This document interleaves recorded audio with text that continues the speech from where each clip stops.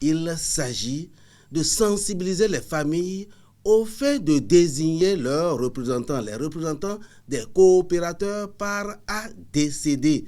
C'est cette étape qui est en train de s'achever actuellement là où nous sommes. Il faut retenir que les coopérateurs sur les cas sont au nombre de deux types. Il y a les coopérateurs par A et les coopérateurs par B. Qu'est-ce qu'on appelle coopérateurs par A? C'est les coopérateurs qui ont apporté leur terre pour la constitution de la coopérative. Alors que les coopérateurs B, c'est des gens qui ont apporté leur force de travail. 200 jours de travail au moins à la création. Ces coopérateurs par B, une fois décédés, ne se renouvellent pas. On ne les remplace pas.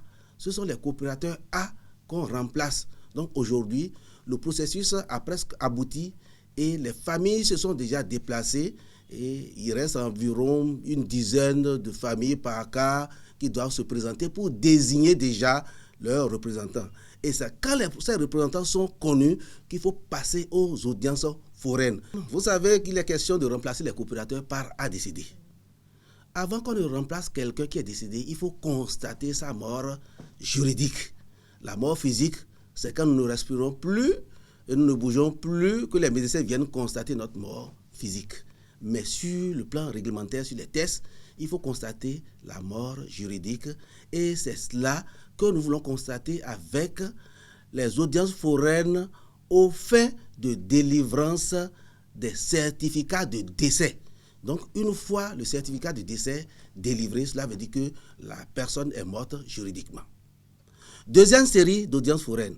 Lorsque le coopérateur est mort, il faut désigner son représentant. Et la deuxième série d'audiences foraines va constituer en la désignation des représentants des familles constatées par des procès-verbaux homologués par des instances judiciaires. Donc voilà en ce qui concerne la deuxième série d'audiences foraines, ce à quoi c'est destiné. Une fois les représentants désignés, constatés par les procès-verbaux des familles, il faut passer à la délivrance des actes de naissance parce qu'il n'est pas forcément dit que tous ces représentants-là qui seraient désignés, et même les coopérateurs vivants, les rescapés qui restent là, il n'est pas forcément dit que tous ceux-là ont d'actes de naissance. Donc il faut passer à la troisième catégorie d'audience foraine au fin de délivrer les différents actes, dont les actes de naissance. Après l'étape des audiences foraines, nous allons procéder à la confection de nouveaux registres parce qu'on aurait déjà en main tous les éléments. Il s'agit principalement des coopérateurs vivants restants par A et par B et on aurait déjà la liste des représentants des coopérateurs décédés. Donc nous pouvons confectionner le nouveau registre, le registre définitif qui va nous conduire aux élections.